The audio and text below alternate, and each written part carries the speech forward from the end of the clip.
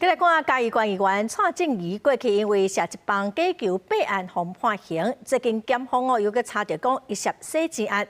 这里伊要出国的是伫桃园机场红领起来移送桥头地检署。检方表示讲伊涉协助非法的博缴集团跨国洗钱，不法的金额是有200亿。早上嘉义升压，桥头地方法院嘛按算伫下晡2点半来召开羁押庭。议员，你是冤枉的吗？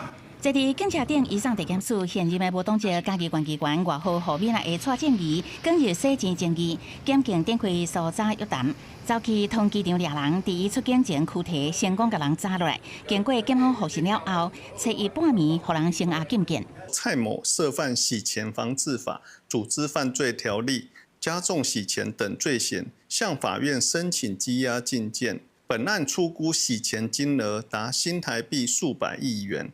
50多岁蔡正宜今年6月押出牵涉嘉义一件光电弊案，互人指控洗扫恐吓光电业者。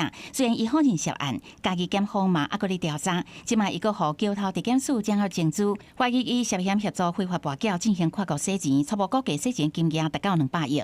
过去我所犯的错，一定也受到法律的制裁。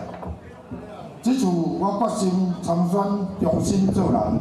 捌伫参选期间，话讲要重新做人，蔡正宜就是2009年中华职棒假球案的幕后主谋。伫服刑期满出来了后，3年外前高票当选议员，即马煞风波不断，即届嘛互人依照洗钱等罪嫌侦办，检方持续伫查清楚。